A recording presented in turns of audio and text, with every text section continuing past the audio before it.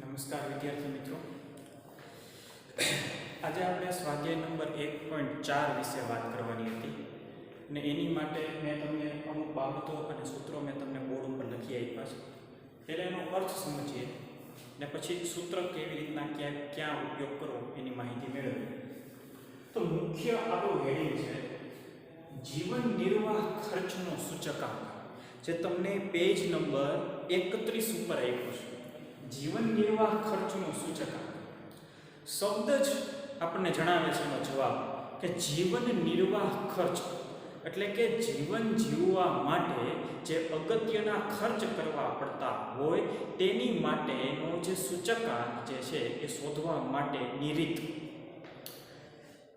આપણને ખ્યાલ છે કે સૂચકાંક જે આપણું ચેપ્ટર છે એ ભૂતકાળના વર્ષોના ભાવની કમ્પેરિઝન આજના જે કાંઈ ભાવ છે તેની સાથે તુલના કરી અને એ ભાવમાં વધારો થયો કે ઘટાડો થયો તે આપણને જણાવે છે. ભૂતકાળમાં માની લો કે પેટ્રોલ જે ભાવમાં વેચાતું હતું, આજની તારીખે પેટ્રોલ જે ભાવમાં વેચાય છે, તો બંનેના ભાવમાં કેટલા ટકાનો વધારો થયો એ આપણને સૂચકાંક દર્શાવે છે. એવી જ રીતના આજનો આપણો ટોપિક છે જીવન નિર્વાહ ખર્ચનો સૂચકાંક. કે ભાઈ જીવન જીવવા માટે અમુક અગત્યની જરૂરિયાતો જેમ કે રહેઠાણ, પછી ખાધા ખોરાકી, પછી ઈંધણ એટલે કે ફ્યુલ, એમાં પેટ્રોલ, ડીઝલ અથવા તો કેરોસીનનો સમાવેશ થાય, પછી કપડાં, કાપડ, આવી બાબતોનો જીવન જીવવા માટે જરૂરિયાત હોતી હોય. ઇલેક્ટ્રોનિક્સ, ઇલેક્ટ્રિક, આપણા ઘરે જે લાઇટ આવે છે એની માટેનો જે ખર્ચ થતો હોય તે, પછી તો કે પેટ્રોલ, ડીઝલ એટલે કે આપણા બાઇક અથવા તો સ્કૂટરની અંદર જે આપણે પેટ્રોલ ડીઝલ આપણે પુરાવતા હોઈએ તો એના ખર્ચમાં કેટલો વધારો થયો કે ઘટાડો થયો એ. આ તમામ બાબતો જેમ કે પેટ્રોલ, ડીઝલ એટલે કે ઈંધણ, ખાધા ખોરાકી, રહેઠાણને લગતા ખર્ચા જેમ કે ભાડું, પછી કાપડને લગતા જે ખર્ચા એટલે કે પહેરવેશને લગતા જે ખર્ચા હોય તે, આ તમામ બાબતો જીવન જીવવા માટે જરૂરી છે. અને એ જીવન જીવવા માટે જે જરૂરી બાબતો છે એની માટે અમુક પ્રકારનો ખર્ચ આપણે ચૂકવતા હોઈએ. જેમ કે ઘરનું મકાન હોય તેમ છતાંય આપણે અમુક પ્રકારના ઘર ખર્ચ આવતા હોય, જેમ કે ઘર વેરો ભરવો પડતો હોય અથવા તો પાણી વેરો ભરવો પડતો હોય. જેની પાસે પોતાને માલિકીનું મકાન ન હોય એ લોકોને ભાડા ભરવા પડતા હોય, ખાધા ખોરાકી માટે ખર્ચ કરવો પડતો હોય. આપણું જીવન ખોરાક વગર તો ચાલે એમ જ નથી, એટલે એની માટે આપણે અલગ અલગ જાતના ઘણા બધા ખર્ચા કરતા હોઈએ જેથી કરીને આપણું જીવન ટકી રહે. અને આ તમામ ખર્ચા આપણે આપણા કુટુંબ માટે કરતા હોય, આપણા ઘર પરિવાર માટે કરતા હોય. એવી જ રીતના જીવન જીવવા માટે ઇલેક્ટ્રિકની જરૂર છે. આપણા ઘરે લાઇટ આવે એ બહુ બેઝિક રિક્વાયરમેન્ટ છે માણસની જીવવા માટેનું. તો એની માટે પણ મહિને 2 મહિને આપણા ઘરે એનું લાઇટ બિલ આવતું હોય છે, તો એમાં પણ આપણને ખર્ચો જોવા મળતો હોય છે. બહારગામ જવું, બહાર જવું અથવા તો પરિવહન માટે અનુકૂળતા મળે તે માટે આપણે સ્કૂટર, બાઇક અથવા તો કારનો ઉપયોગ કરતા હોઈએ છીએ. એની અંદર પેટ્રોલ, ડીઝલનો ઉપયોગ થતો હોય છે, તો એ પેટ્રોલ ડીઝલ માટે પણ આપણે કંઈક ખર્ચો કરવો પડતો હોય છે. ઓવરઓલ મારો કહેવાનો ભાવાર્થ એવો છે કે જીવન જીવવા માટે અમુક પ્રકારનો રેગ્યુલર સ્થિર ખર્ચ તો માનવીઓએ કરવો જ પડતો હોય છે. તો હવે આપણો પોઈન્ટ છે કે જીવન જીવવા માટે જે ખર્ચ કરવો પડે છે એ ખર્ચમાં ક્યારેક વધારો પણ થાય, ક્યારેક ઘટાડો પણ થાય, અથવા તો કોઈ પણ વસ્તુની કિંમતમાં વધારો પણ થતો હોય અને ઘટાડો પણ થતો હોય. જેમ કે માની લો કે અનાજ, ઘઉં, ચોખા, બાજરીની કિંમતમાં વધારો પણ થતો હોય, એની કિંમતમાં ઘટાડો પણ થતો હોય. ઈંધણ એટલે કે પેટ્રોલ, ડીઝલ અથવા તો કેરોસીન, આ બાબતોમાં ક્યારેક વધારો થતો હોય, ઘટાડો થતો હોય. કાપડ અથવા તો કપડાં, તો કપડાની વસ્તુની ખરીદી કરવા જાય તો ક્યારેક આપણને સસ્તું પણ મળતું હોય, ક્યારેક આપણને મોંઘું પણ મળતું હોય. તો આ તમામ બાબતોના ભાવ ક્યારેય સ્થિર એટલે કે ફિક્સ નથી હોતા. એના ભાવમાં ક્યારેક વધારો પણ થાય, ક્યારેક ઘટાડો પણ થાય. તો જનરલી એવું જોતા હોય કે ભાઈ ક્યારેય કોઈ પણ ચીજ વસ્તુની કિંમતમાં ઘટાડો થતો નથી, એવું નથી હોતું. ઘણીવાર ઘટાડો પણ થતો હોય છે.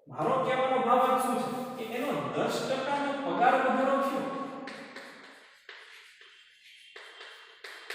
એની સામે બીજા મહિનાનો જે ઘર ખર્ચ છે એનો મોંઘવારી છે એનો વધારો થઈ ગયો 25%.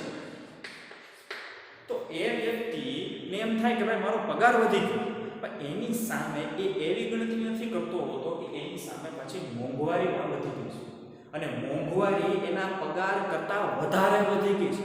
એ વ્યક્તિનો પગાર માત્ર 10% જ વધ્યો છે પણ મોંઘવારીનો દર 15% વધી ગયો છે. તો ખરેખર જોવા જઈએ તો એ વ્યક્તિને 15%નું નુકસાન થાય છે. ખ્યાલ આવે છે? તો આ એની ડીપ એનાલિસિસ ગણતરી છે કે ભાઈ કોઈ વ્યક્તિનો પગાર વધ્યો તો એ જે પગાર વધ્યો છે એ ભાવ વધારાની સામે રક્ષણ મેળવવા માટે પૂરી પર્યાપ્ત છે કે નહીં. ખ્યાલ આવે છે? તો એ જાણવા માટે બે રીત આપણને ઉપયોગી નીવડશે, જેમાં પહેલી રીતનું નામ છે કૌટુંબિક અંદાજપત્રની રીત અને બીજી રીતનું નામ છે કુલ ખર્ચની રીત. સૂત્ર જે મેં તમને નીચે લખી દીધા છે એ સૂત્ર તો જૂનાને જાણીતા જ છે. સૂત્રમાં કોઈ પણ જાતનો નવો ફેરફાર જોવા મળતો નથી. તમને દાખલાની રકમની અંદર એમ કહે કે નીચે અનાજના સમૂહો આપેલા છે અને જીવન નિર્વાહનો સૂચકાંક કૌટુંબિક અંદાજપત્રની રીતે મેળવવો. એવો પ્રશ્ન તમને આવશે કે જીવન નિર્વાહ ખર્ચનો સૂચકાંક કૌટુંબિક અંદાજપત્રની રીતના મેળવો તો તમારે આ સૂત્રનો ઉપયોગ કરવાનો થશે. આ સૂત્રનો ઉપયોગ આપણે સ્વાધ્યાય નંબર 1.3 ની અંદર કરી ચૂક્યા. મેં ત્યારે તમને એમ કીધેલું કે જો દાખલાની અંદર ભાર આપેલો હોય, દાખલાની અંદર ભાર એટલે કે W આપેલો હોય અને સૂચના કોઈ પણ હોય, તમારે આ સૂત્રનો ઉપયોગ કરવાનો થશે. હવે બીજી એક વાત કરું કે એની અંદર રકમની અંદર જો તમને કૌટુંબિક અંદાજપત્રની રીતથી દાખલો ગણવાનું કીધું હોય તો એ પણ તમારે આ રીતનો જ એટલે કે આ સૂત્રનો ઉપયોગ કરવાનો થશે. ત્રીજું એક કહી દઉં કે તમને ભાર આપ્યો છે, દાખલાની અંદર રકમમાં તમને ભાર આપેલો છે અને ઉપર સૂચનામાં એમ કીધેલું છે કે સામાન્ય સૂચકાંક મેળવો, જે તમને સ્વાધ્યાય નંબર 1.4 માં આપેલું છે. તો તમારે સામાન્ય સૂચકાંક જ્યારે મેળવવાની વાત કીએ ત્યારે પણ તમારે આ સૂત્રનો ઉપયોગ કરવાનો છે. ખ્યાલ આવે છે? દાખલામાં ભાર હોય ત્યારે 100% આ સૂત્ર, તમને કૌટુંબિક અંદાજપત્રની રીત કીધી હોય તો પણ આ સૂત્ર, દાખલામાં ભાર હોય અને તમને સામાન્ય સૂચકાંક મેળવવાનું કીધું હોય તો પણ આ સૂત્રનો ઉપયોગ થશે. બીજું કે દાખલાની અંદર કદાચ તમને ભાર ન આપ્યો હોય, જે કહું છું એ બહુ અગત્યની બાબત છે. દાખલાની રકમમાં તમને ભાર આપેલો નથી અને તેમ છતાં તમને કૌટુંબિક અંદાજપત્રની રીત વાપરવાની કહે તો ભાર કેવી રીતના મેળવવો? તો ભાર માટેનું તમને સૂત્ર આપ્યું છે. P0 અને Q0 નો ગુણાકાર કરી નાખશો એટલે તમને ભાર મળી જશે. દાખલાની અંદર તમને કૌટુંબિક અંદાજપત્રની રીત વાપરવાનું કહે અને તમને I નો આપ્યો હોય, I એટલે ટકાવારી અથવા તો સૂચકાંક. જો તમને I આપેલો ન હોય તો I મેળવવા માટેનું સૂત્ર છે P1 ના છેદમાં P0 એને ગુણ્યા 100. આ સૂત્રનો ઉપયોગ આપણે ભૂતકાળમાં કરી ચૂક્યા છીએ. તો કૌટુંબિક અંદાજપત્રની રીત વાપરવાની હોય, ભાર ન આપ્યો હોય તો P0 અને Q0 નો ગુણાકાર કરવાથી આપણને ભાર મળશે અને દાખલાની અંદર આપણને I નો આપ્યો હોય તો P1 ના છેદમાં P0 એને ગુણ્યા 100 કરવાથી પણ આપણને I મળી જશે. એક બીજી બાબત ધ્યાનમાં લેવાની કે અહીંયા I લેવું છે. I એટલે આપણે જાણીએ છીએ સૂચકાંક. અહીંયા પણ સૂત્રનો કરતા I છે. આ બે I નું એક દાખલામાં શું કામ છે? તમને એકવાર I મળી જાય તો બીજા I ની શું જરૂર છે? આ એક પ્રશ્ન છે. તેનો જવાબ એ છે કે આ સૂત્ર છે કોઈ પણ એક વસ્તુનો તમને સૂચકાંક આપશે. કોઈ પણ એક વસ્તુનો. આ જે I નું સૂત્ર છે P1 ના છેદમાં P0 એને ગુણ્યા 100 આ જે સૂત્ર છે એ કોઈ પણ એક વસ્તુનો સૂચકાંક તમને આપશે. ફોર એક્ઝામ્પલ ઘઉં, તો આ સૂત્ર તમને માત્ર ને માત્ર ઘઉંનો સૂચકાંક આપશે. તો હું તમને એમ કહું કે મારે અનાજનો સૂચકાંક મેળવવો છે, જેમાં ઘઉં, ચોખા, બાજરી, અલગ અલગ દાળ નોય મારો સૂચકાંક મેળવવો હોય કે તુવેરની દાળ, ચણાની દાળ, મગની દાળ, 5-6 વસ્તુઓને મારે એક સમૂહમાં ગોઠવી અને એનો સૂચકાંક મેળવવો છે, આખા સમૂહનો સૂચકાંક મેળવવો હોય તો એની માટે માત્ર ને માત્ર આ આઈ સૂત્રનો ઉપયોગ થશે. એટલે આ સૂત્ર છે એ પણ સૂચકાંક જ આપે છે, આ સૂત્ર છે એ પણ સૂચકાંક જ આપે છે, પણ આ જે આઈ એટલે કે સૂચકાંકનું સૂત્ર છે એ કોઈ પણ એક વસ્તુનો આપણને સૂચકાંક દર્શાવે છે, જ્યારે આ સૂત્ર છે એ આખા સમૂહનો સૂચકાંક આપણને બતાવે છે કે એમાં એક કરતાં વધારે વસ્તુઓ રહેલી હોય અને એનો ભાવ વધારો કે ઘટાડો જાણવો હોય તો આપણને આ સૂત્ર એનો આપણને વધારો કે ઘટાડો જાણવામાં મદદરૂપ થાય છે. જનરલી સામાન્ય રીતના સામાન્ય વ્યક્તિઓને કે વેપારીઓને કે ઉદ્યોગપતિઓને કોઈ પણ એક વસ્તુના સૂચકાંકમાં કોઈ પણ એક વસ્તુનો સૂચકાંક જાણવામાં બહુ ઇન્ટરેસ્ટ કે રસ ન હોય, એને આખા સમૂહનો સૂચકાંક જાણવામાં વધારે ઇન્ટરેસ્ટ હોય. જેમ કે આપણા ઘરની અંદર આપણા વાલી માતા પિતા જે આપણું ઘર ચલાવતા હોય એમાં ક્યારેક એવું બને કે ઘઉંના ભાવમાં ક્યારેક ઘટાડો થાય તો ચોખાના ભાવમાં વધારો થાય, તો ક્યારેક કાપડના ભાવમાં વધારો થાય તો ક્યારેક ઇલેક્ટ્રિક એટલે કે આપણા ઘરે જે લાઇટ આવે છે એના બિલમાં ઘટાડો થતો હોય. તો આવી તમામ વસ્તુઓના ભાવમાં વધારો ઘટાડો થતો રહેતો હોય તો કોઈ પણ એક વસ્તુનો સૂચકાંક મેળવવાથી આપણને પૂરેપૂરો આપણો ખર્ચનો અંદાજ ન આવતો. એની માટે આપણે જે જીવવા માટે જે ખર્ચ કરીએ છીએ એનો સામૂહિક સૂચકાંક મેળવવો અગત્યનો હોય. તો આવો સામૂહિક સૂચકાંક જ્યારે મેળવવાની વાત આવે ત્યારે જીવન નિર્વાહ ખર્ચનો સૂચકાંક મેળવવામાં આવે, અને એ જીવન નિર્વાહ સૂચકાંક મેળવવા માટે આ 3 સામૂહિક સૂચકાંક મેળવવા માટે આ 3 સૂત્રોનો ઉપયોગ થાય છે. આ તો કોઈ પણ એક વસ્તુનો સૂચકાંક મેળવવા માટેનું સૂત્ર છે. આ જે 3 સૂત્ર છે એ સામૂહિક સમૂહનો સૂચકાંક મેળવવા માટેના સૂત્ર છે. ખ્યાલ આવે છે? તો આ આપણું કૌટુંબિક અંદાજપત્રનું સૂત્ર, જેમાં ભાર આપ્યો હોય તો આ સૂત્ર, ભાર આપ્યો હોય સામાન્ય સૂચકાંક મેળવવાનું કીધું હોય તો પણ આ સૂત્ર. બીજું, કુલ ખર્ચની રીતમાં સામૂહિક સૂચકાંક મેળવવાનો હોય. કુલ ખર્ચની રીત કીધી હોય અને તમને કીધું હોય કે જીવન નિર્વાહ ખર્ચનો સૂચકાંક કુલ ખર્ચની રીતના મેળવવો, તો એની માટે પછી 2 સૂત્ર છે. એક આ સૂત્ર છે અને બીજું આ સૂત્ર છે. આ જોવા જઈએ તો આ લાસ્ટ સ્ટેપનું સૂત્ર છે, તો આ સૂત્ર લાસ્ટ સ્ટેપનું છે અને આ સૂત્ર કુલ ખર્ચની રીતનું પણ છે. એવી જ રીતના આ સૂત્ર પાસેનું સૂત્ર છે અને આનું આ સૂત્ર પાછું કુલ ખર્ચની રીતનું પણ સૂત્ર છે. તો આજે મેં 3 સૂત્ર તમને જે લખાવ્યા એમાં કોઈ નવા સૂત્ર નથી, પણ એકના એક સૂત્ર અલગ અલગ રીતમાં ઉપયોગ થાય છે. જેમ કે આ સૂત્ર લાસ્ટ યરનું સૂચકાંક મેળવવાનું કીધું હોય તો તમે આ સૂત્ર વાપરી શકો. કુલ ખર્ચની રીતનું સૂચકાંક મેળવવાનું કીધું હોય તો પણ આ સૂત્ર તમે વાપરી શકો. તમને પાસેનું સૂચકાંક મેળવવાનું કીધું હોય તો તમે આ સૂત્ર વાપરી શકો. એવી જ રીતના જો તમને કુલ ખર્ચની રીતનો સૂચકાંક મેળવવાનું કીધું હોય તો પણ તમે આ સૂત્ર વાપરી શકો. ખ્યાલ આવે છે? તો એકના એક સૂત્ર 2, 3, 4, 5 અલગ અલગ રીતના તમે વાપરી શકો, સૂચનાઓનો ધ્યાનમાં રાખીને એનું એક સૂત્ર તમે વાપરી શકો.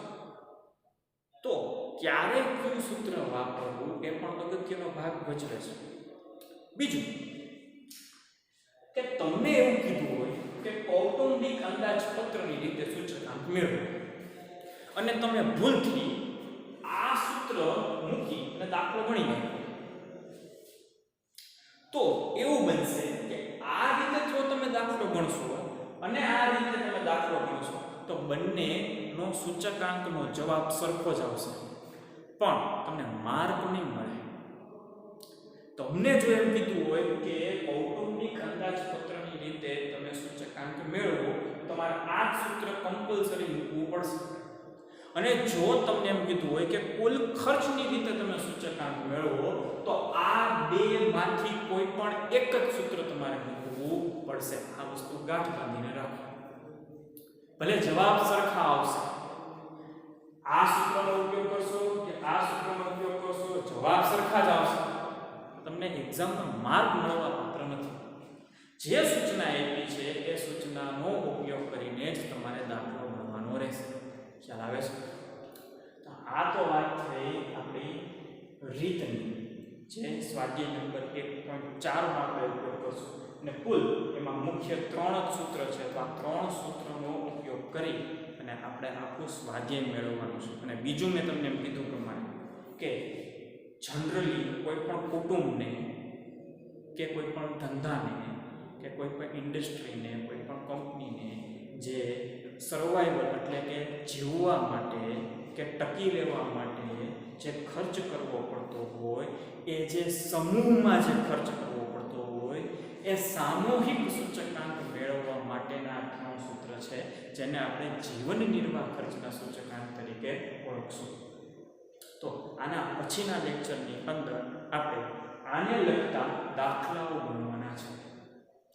તો આ સૂત્ર તમે યાદ રાખી લો. અને મેં કીધું એ પ્રમાણે ભાર આપ્યો હોય તો પણ આ સૂત્ર, કૌટુંબિક અંદાજપત્રની રીત કીધી હોય તો પણ આ સૂત્ર, ભાર આપ્યો છે, સામાન્ય સૂચકાંક મેળવવાનો કહે તો પણ આ સૂત્રનો જ ઉપયોગ થશે. લાસ્ટ પેર કે તો પણ આ સૂત્ર, કુલ ખર્ચની રીત કે તો પણ આ સૂત્ર, પાસેનો સૂચકાંક મેળવવાનો કે તો આ સૂત્ર, અને કુલ ખર્ચની રીતે જો સૂચકાંક મેળવવાનું કહે તો પણ આ સૂત્રનો ઉપયોગ થશે. તો આ તમામ જે સૂત્રો છે એને અલગ અલગ રીતનો ઉપયોગ થાય. સૂચનાઓને ધ્યાનમાં રાખી અને મેં અત્યારે જે તમને સમજૂતી આપી એ સમજૂતીને ધ્યાનમાં રાખીને આપણે દાખલા કરવાનો રહેશે. આના પછીના લેક્ચરની અંદર આ સૂત્રનો ઉપયોગ કરીને આપણે દાખલા ગણીશું.